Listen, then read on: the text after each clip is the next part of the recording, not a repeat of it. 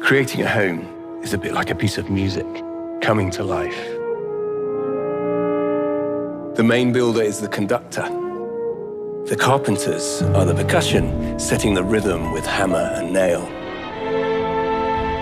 The electricians are the strings, weaving current through the walls like melodies. The block layers, bold as brass, bringing volume and power. But no matter how talented your construction orchestra is, the key part belongs to the composer. The composer, musical or architectural, has the power to set style and narrative, invite admiration. But just like architecture, music is subjective. This composition might not be to everybody's tastes, but perhaps you might just find it magical.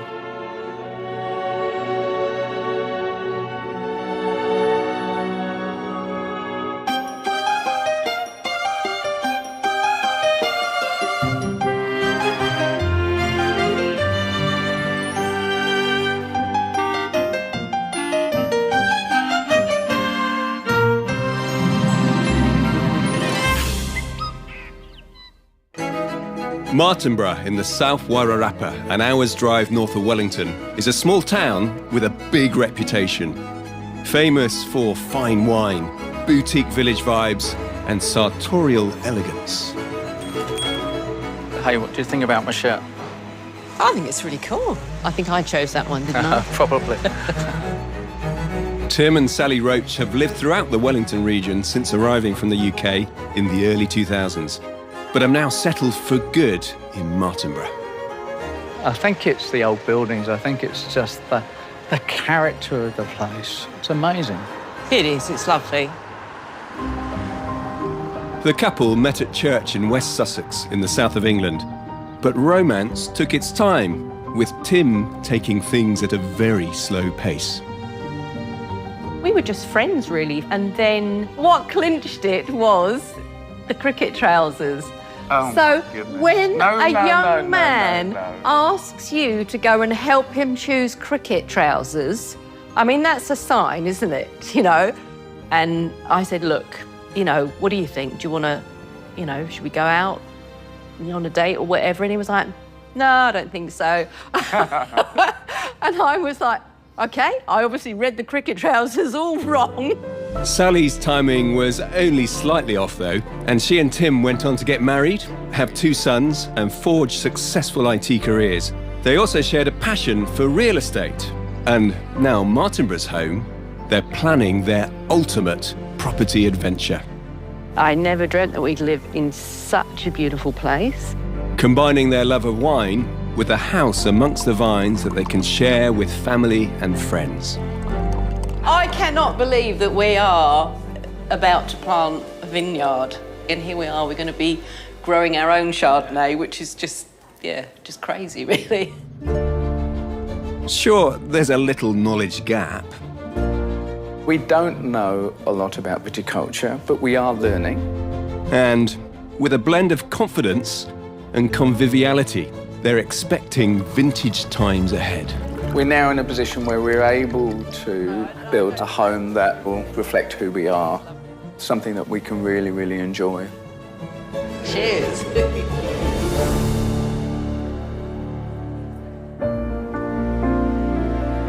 Tim and Sally's dream will need an exceptional block of land. And it looks like they've found it.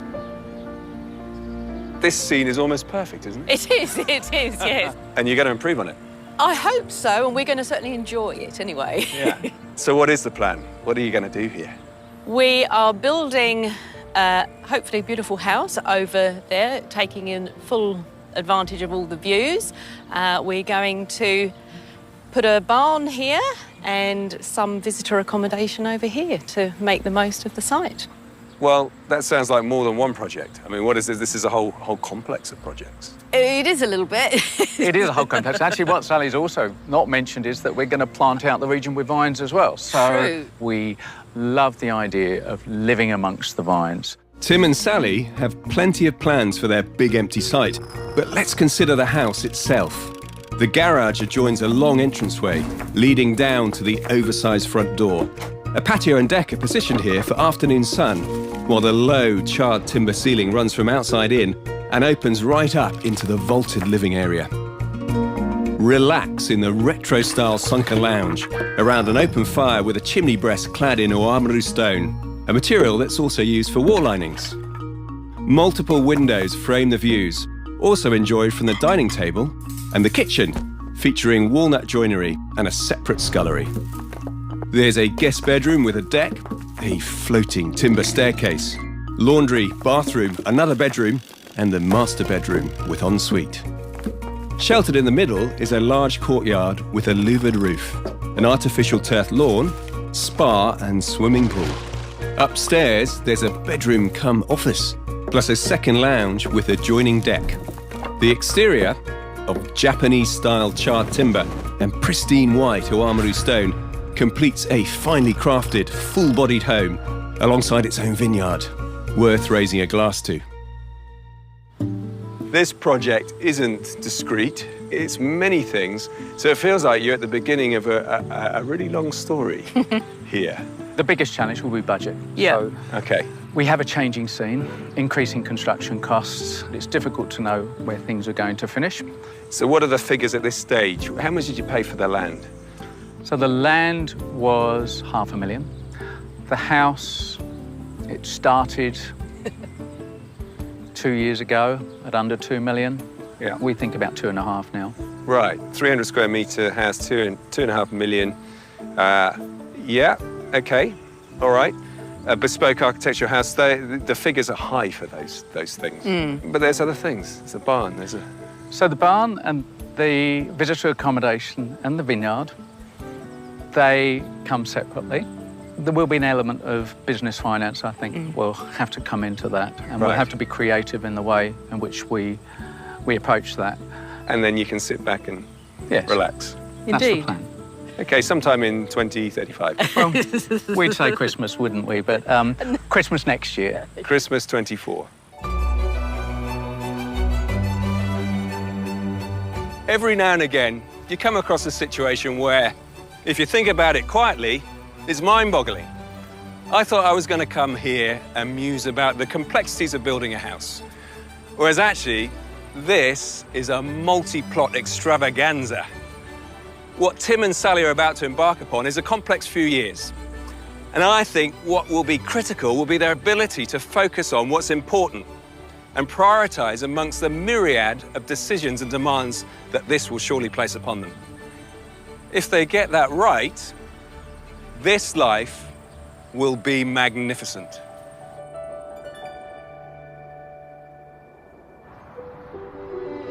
In the face of such an all-encompassing ambition, it may seem churlish to inject a note of caution.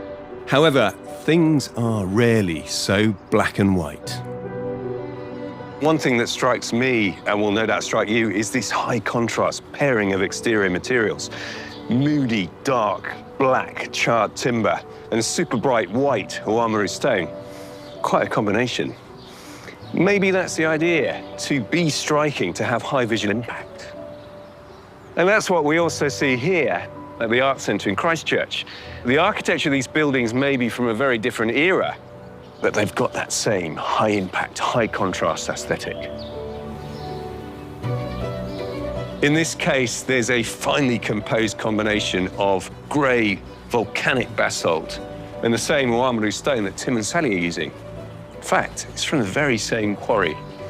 And that creates this really distinctive combination, a really memorable rendition of Gothic revival architecture. Now, the approach in Wairarapa will be a modern house using a material typically associated with heritage grand buildings. How will that translate, I wonder? Or take away the arches and ornamentation, and you're left with flush-cut stone highlighting the proportions of the building. And so that balance between white and black is going to have to be flawless. There's nowhere to hide. And even though this house may appear to be simple and understated, the ambition is anything but. By September, 7 months since my first visit, the barn is up on Tim and Sally's property and work has begun on the foundations of the house. Is it exciting? Is it exciting? What's happening? What are they doing to your garden? During construction, the couple was intending to stay living in their Martinborough house. But those plans have changed. They're moving into the barn. So this is going to be our home for the next 15 months. I know. Here's a bedroom. Temporary bedroom. Temporary bedroom. A sharp increase in the cost of the new build means the house in town now has to be sold. We first saw this land just over 2.5 years ago, and since then, prices have skyrocketed. I'm going to estimate and say that probably our total build cost will be in excess of $1 million more than what we were planning, and that's just at this stage. 7 months ago, Tim told me that he thought the house would cost $2.5 million. Now, the estimate is $3 million plus, a revelation that's prompting some reflection. I think if we'd done things differently, then I would have been talking to the architect about designing something that was simpler. But despite the big hit, the couple aren't planning any major changes to the build. They're experienced in property, they have options, and they remain confident. It's going to be worth it in the end, so I'll just have to work till I'm 70 or something. Frankly, though, this doesn't sound like the retirement Tim and Sally were planning. With the main house only just begun, I'm wondering will they ever get to relax there, let alone toast it with a glass of their own wine.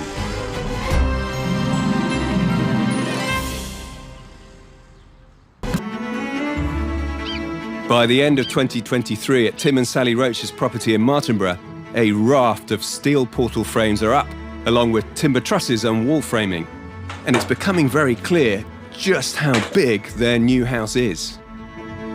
Just looking forward to sitting on that deck there, having a wine, watching the sunset go down. A glass of our own wine. Oh, yes. Tim and Sally are planning a lot on their land. Not just the main house, but its spiralling cost means they have to set very clear priorities. Tim has definitely been more grumpy than usual. Anything that we spend now on the barn, on the glamping area, on the vines, is going to have a direct impact on what we do on the main house. So we're just trying to keep costs under control is a big one, and that's one of the hardest things with the project management. One of the big budget items is the Oamaru stone sourced here at Parkside Quarry, well over 700 kilometres from Martinborough, but clearly worth the transportation cost to Tim and Sally. That is a cliff and a half, isn't it? Is this active? This was like the original quarry. So from when it first started here, like 100 odd years ago, those marks and stuff are just from the older techniques of how it used to be quarried, drilled and blasted, and just big chunks got blown off. Very soft looking, right? All of this, even the ground here is covered in dust from the stone.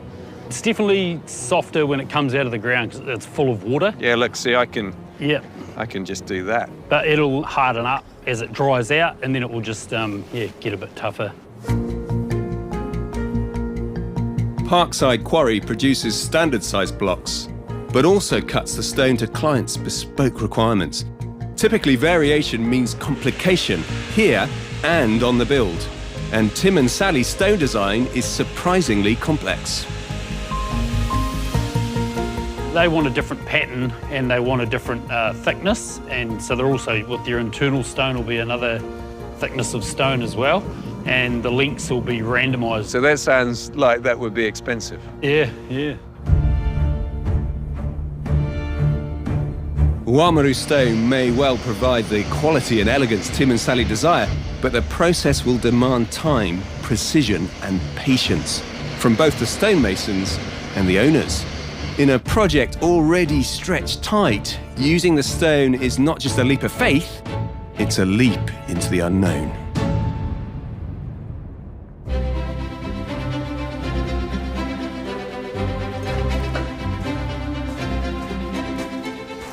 Into the new year, and about 10 months since I first met Tim and Sally on their beautiful block of land.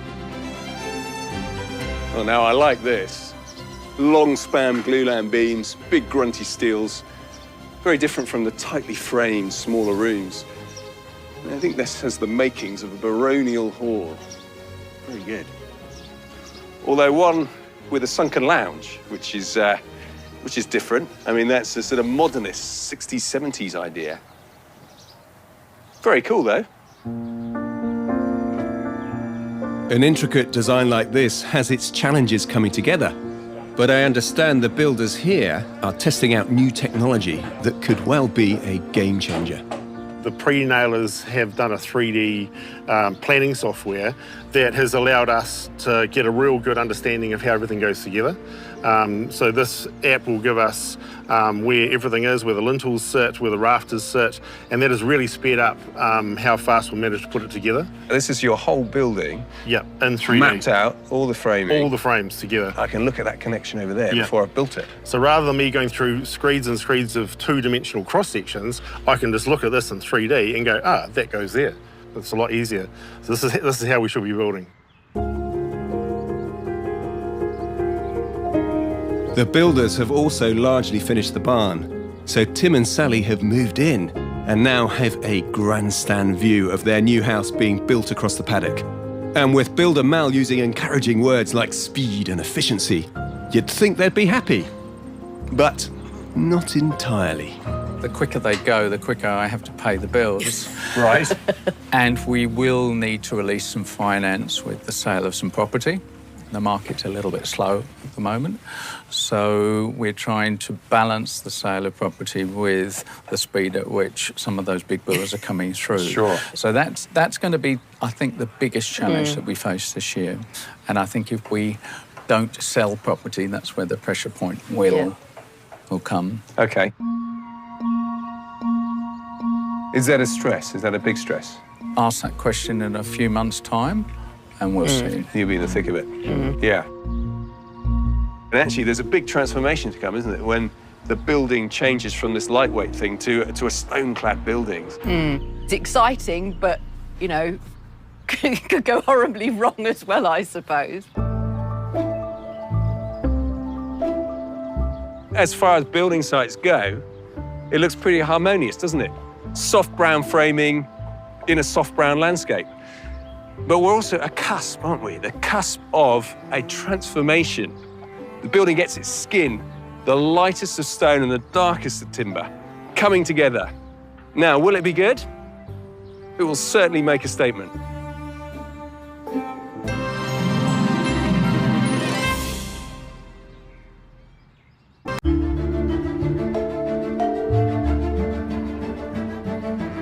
Late winter in Martinborough, and all quiet at the region's famous vineyards. All the pruning's been done, and the vines are resting ahead of the new growing season. At Tim and Sally Roach's property, they were hoping to have their own grapes in the ground by now. But that's been delayed by the new build. The roof is on, though, and the exterior cladding is next. Would you be OK to drag a goal? Would that be OK? Tim can't do much, except try to figure out how to pay for it all, and take some time out when he can.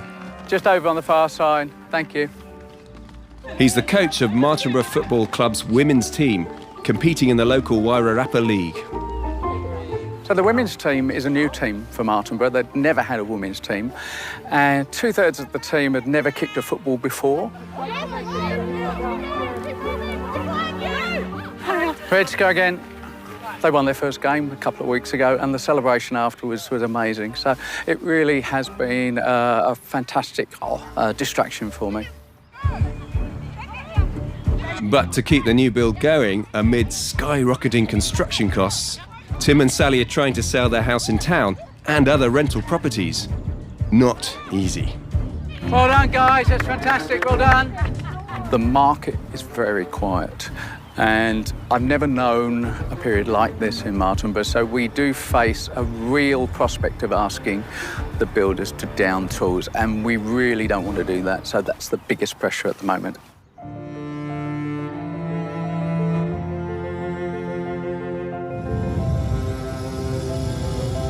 One thing the couple has paid for already is the burnt timber for the exterior cladding and internal linings. It comes from a Waikato company specialising in the Japanese preservation technique of yakisugi. This is the production line. Now, without giving away your trade secrets, what happens here? It's basically an open grill. We use infrared burners. So the infrared burners gives us a much more precise direction of heat, but also a high intensity. So it means that we can char up to around 3,000 litres per day on the timber we're doing for this project. So you take this great product and then you set it on fire. That's right. When we're charring it, what it's doing is burning off carbohydrates in the cell structure of the timber. It's also causing a slight hardening effect to the surface of the timber. And those carbohydrates are food sources for bugs and fungi, so that's making it less advantageous for them to settle on the timber over time. And when the Japanese started doing this 500 years ago, that was the concept, is that the charring would protect the timber, but also it protects it from UV as well, because your charcoal is essentially like 100% UV-proof sunscreen, if you like. So you're not having to re-oil stain that timber to hold colour every 2 years, like you are with other premium timber weatherboards.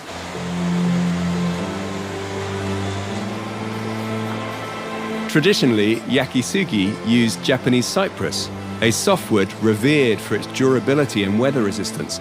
But the technique transforms much humbler wood as well. So that starts out as standard pine. Yes, yeah. And you end up with something entirely different. I mean, the association with this kind of pine is, unfortunately, leaky homes. Right. Opening up walls and finding softwood rotting away. And now you're turning it into an exterior grey piece of cladding. Yes. Yeah. That you don't need to maintain. I find that remarkable. Yeah. It's science, isn't it, really? Yeah, the characteristics of that material have changed so much.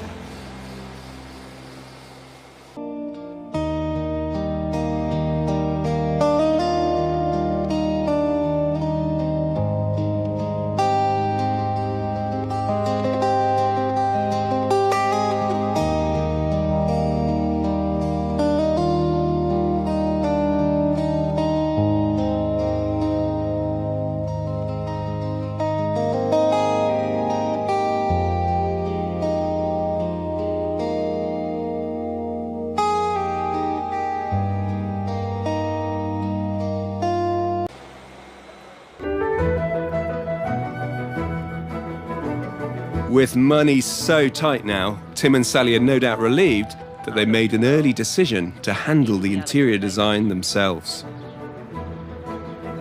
We couldn't afford to employ an interior designer. We thought about it early on and then kind of never really got round to it, and then it wasn't an option financially. As well as the furniture and materials, the couple have to come up with the interior colour scheme. And for that, they're taking inspiration from the site itself. Let's say that we take the floorboards and we start to compare that with some of the background. Yeah, what's in nature out the window. There's some browns that are coming in, potentially some green. And what do you think about blue? I'm not sure, really. I mean, you know, obviously the sky is blue, but I think I'm definitely trying to do warmer tones inside. However, they're not just limiting themselves to what they can see outside. Their range is truly international. You had this idea about some funky furniture, something with a bit of a Moroccan theme. I do like the colours in this, the green and the red and the gold. Those tones really work for me. Maybe we could have some different colour coming in to the different panels. Oh, I'm not sure about that. I think that might look a bit weird. I think it's a great idea, mainly because it's one of mine, but... I have to say, the challenge of achieving successful interior design is not easy. Personal taste is good, yes, but when the results are so important to a home, professional experience and judgment can't be underestimated. It's all well and good to be creative and bold, but you know, you've got to think about, you know, what will other people think about the house? Will they just think it's all a bit crazy? We can make mistakes, but if we like it, then what do we care? Right then, so to sum up, we've got a mix of Japanese, European and Moroccan influences. How's that all going to work? I guess we'll see.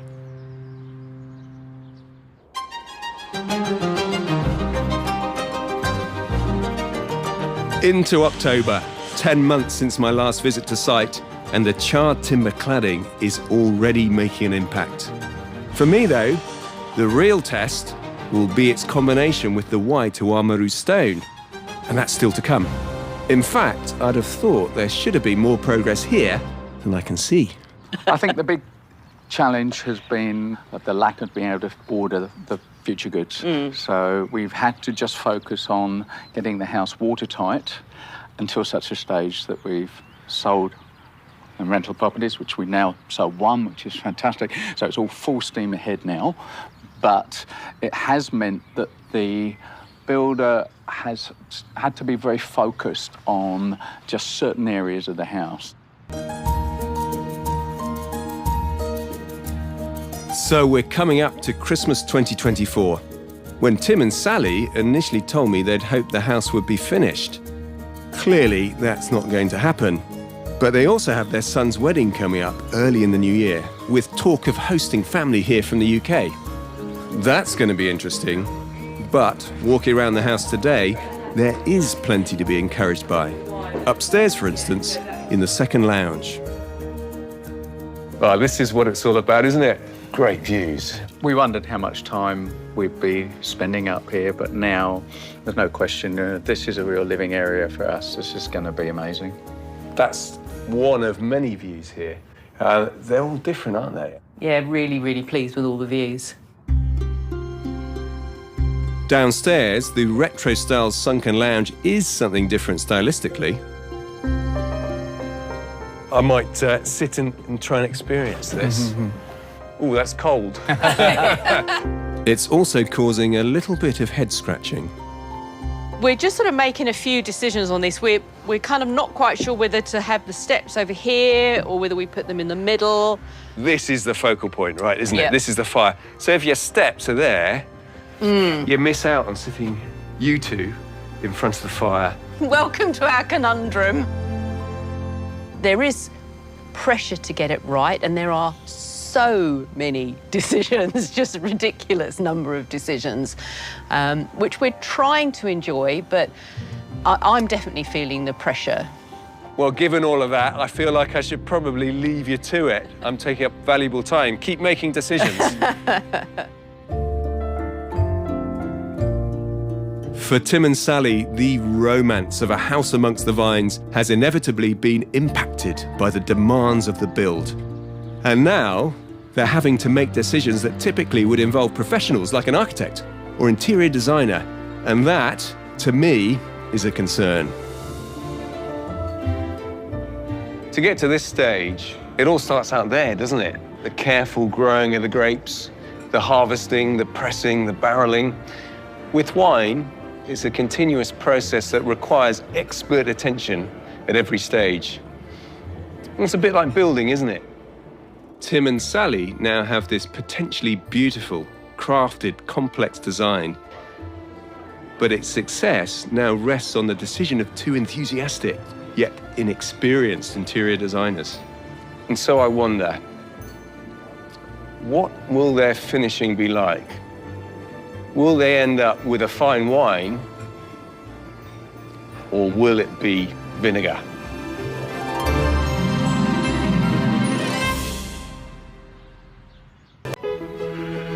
March in Martinborough, and at Tim and Sally's build just out of town, the Oamaru stonework is finally underway.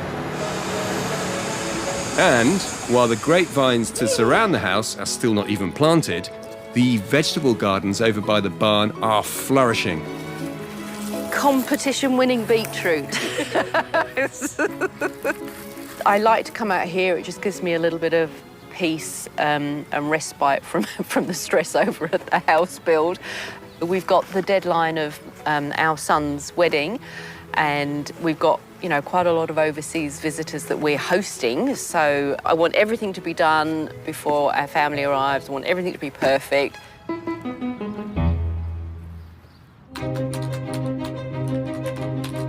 Tim and Sally still have 2 rental properties for sale to help finance the new build. But in the soft property market, that's taking time.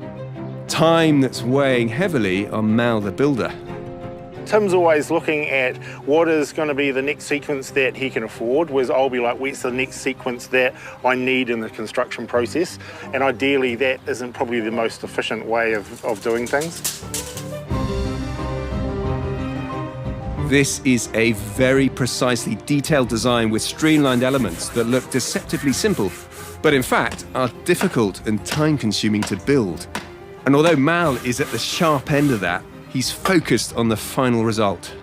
Initially, we're thinking, oh, this is just a lot of work for not much extra look, but now it's starting to come together. You actually start to appreciate what the real vision was.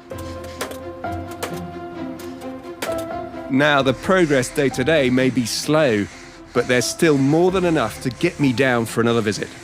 I'm especially keen to see the Oamaru stone being installed. If ever there was a diagram of the different stages of construction, this is it.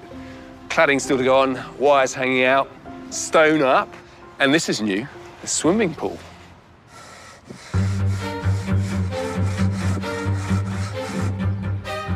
The 4-man stonemason team has been here for a couple of months now.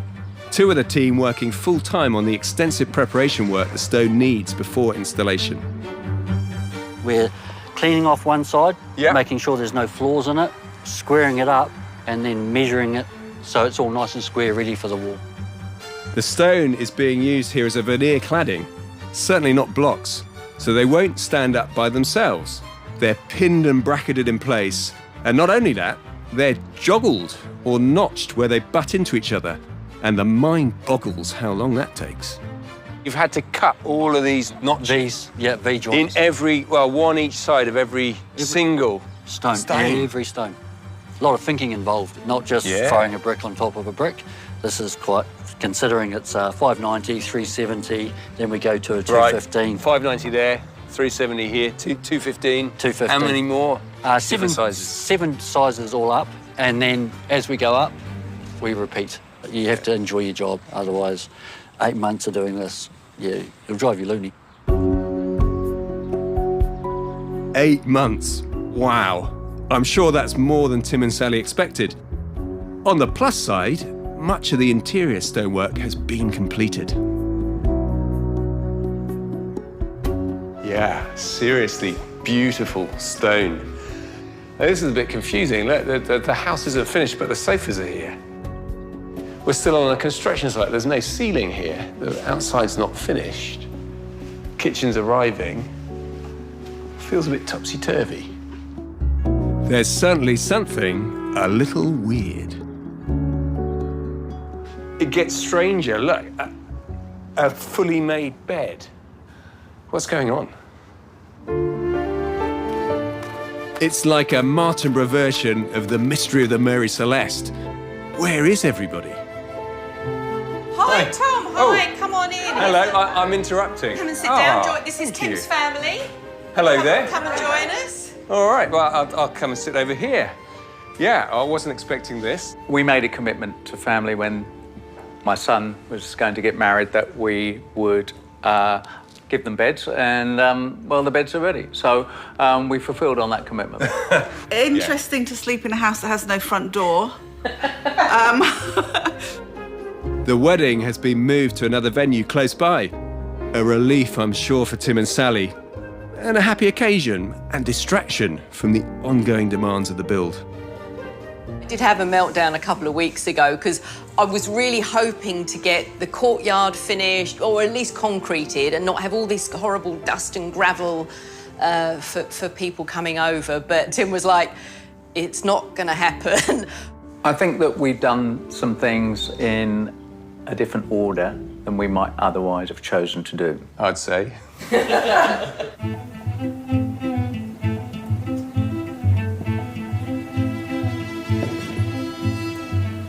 I've come up here on the hills above Tim and Sally's house to gaze down on the vision.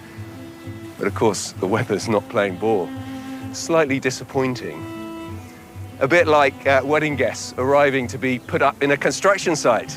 That's not part of the vision. We're also beginning to get a glimpse of interior design finishes in the house.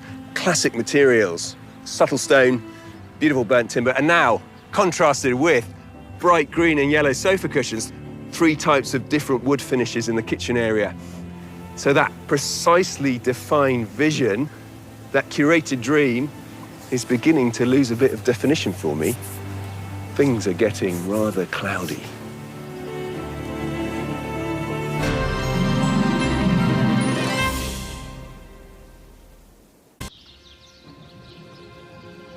This all started with Tim and Sally's dream to live amongst the vines. You know, just your basic, beautiful piece of land, and a barn, and a great house. Oh, and a vineyard too. So this is more than just a house reveal, isn't it? This is the start of a lifestyle. I wonder what we'll find. But while I'm imagining rows of luscious grapevines and bountiful harvests to come, the monochrome house itself is already a statement. A stark, even startling contrast to its environment. Even the gateposts, the signage, the 3 chimneys. And they have a vineyard. Well, a baby vineyard.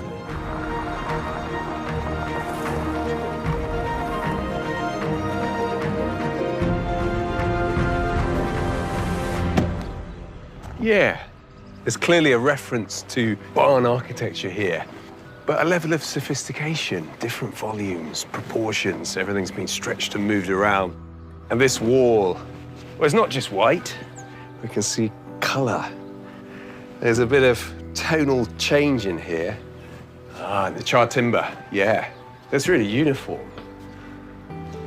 Oh, this is great. These rough hewn chunks of stone, contrasting with those home walls. Oh, and here we go. This is how we get in, the intercom. Hi, Tom. Hey, Tim. Come on in. Thank you. Hey. Hi there, Tom. Hey, Tim. How are you? Yeah, very good. Hi, Tom. Good to see you. Hi, Sally.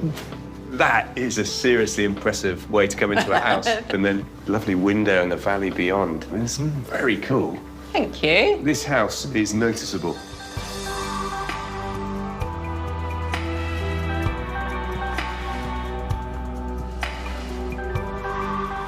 So where to start? I mean, guess down in the pit, right? Underneath the giant moon. Well, this is resolved nicely. Yes, there was some discussion about it on a previous visit, wasn't there? Yeah, I remember. One thing was we thought, oh, there's not going to be enough seating and what have you, and I think we could probably comfortably sit about 12 people, so Amazing. no problem there. A football team, maybe? Oh, well, that's a good idea, Tom. Yeah. And then the timber. So I wondered about this. Obviously, you've got the dark charred timber, and then you've got a different colour floor, and a different colour timber here. It makes sense now. But the bright yellow and green sofas, I mean, they stand out, don't they? We certainly wanted to bring the outside in, and that's what we've done with the sofas, the bright green of the grass and the golden trees that we saw outside, and it really works.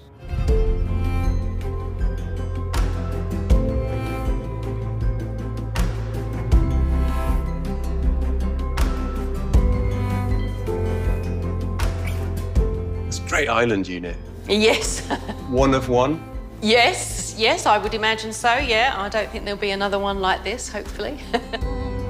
Yeah, it's a really lovely environment to be in. Yeah, so there's nothing that interrupts your view. It's just, you can see right through. And I've just spotted something else. These handles. Yeah, they're very cool. They are, Yeah. they're really fun. If you think those are interesting, you wait, I'll show you something that you'll like even more in a minute. Interesting. So a little surprise behind this door. You have to go inside and close the door for the full immersive experience. Haha, yes, okay. Well, I'm suddenly transported to what feels like medieval France. I'm in a cellar. I should close this door. You should. Yeah. This is definitely one of one. Down the hallway in the bedroom wing, there's a much more conventional bathroom, albeit with its own individual flourishes. That's amazing. You've got a laser-cut screen, right? So a metal screen. So that's protecting your modesty. I love that, yeah. And this tile, now that's a strong colour. It is a strong colour, yes. It's joyful. As well as the bathroom, there are a couple of generous guest bedrooms in this wing, plus a good-sized separate laundry. And right down the end, the master bedroom and ensuite, enjoying vineyard and poolside views. Wow. I mean, that's an eye-opening room. Glass on all three sides of your bed pushed up into the middle of it.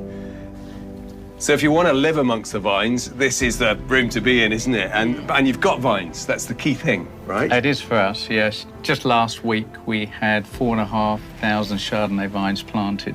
It's something quite satisfying to look out onto. Living amongst the vines. Yeah. For elevated views, it's up the elegant floating staircase with full-height timber balustrades and moon-shaped pendant lights, to the second lounge, showcasing Tim's sense of fun and Sally's Moroccan theme. Well, now, what's this? Tim's funky furniture. Okay, so how'd you get in? You jump in. You've done that before. Yeah, and now you're there for good. And once you're there, this is the stargazing window, isn't it? Yeah. I really feel like I should have a go at this. Yeah, sample the view from the funky furniture. All right, here we go. Yeah, it's just a... Yeah, that's good.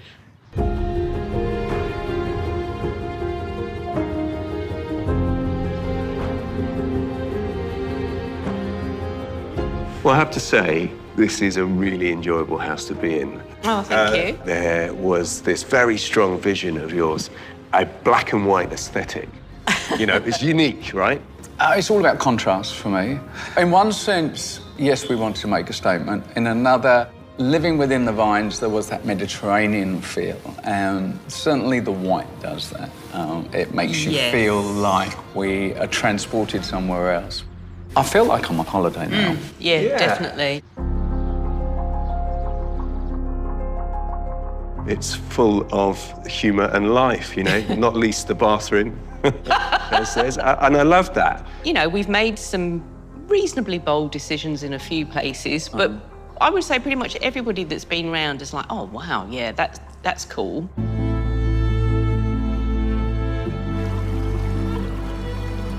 When you started, you told us that this house might cost $2.5 million, and there was a stage where that became maybe another $1 million more. Where did you end up?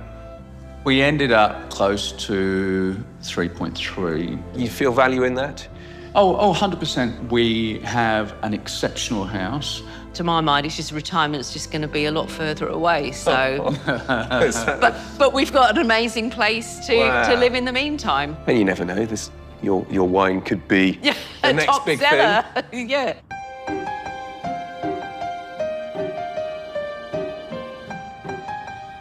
I have to say, this house confused me along the way. And I think I've learnt a lesson. You see, when you've got a really strong aesthetic and a strong vision and set of ideas, you've got to let that resolve before forming opinions. And so that glimpse I got of the unfinished house, the incomplete picture, well, it unsettled me. It didn't play to my sensibilities. But now, the vision is complete. The black and white house now softened with some beautiful interior finishes, textures, and investment in enduring quality. They now have the foundation for the bigger picture, their life amongst the vines.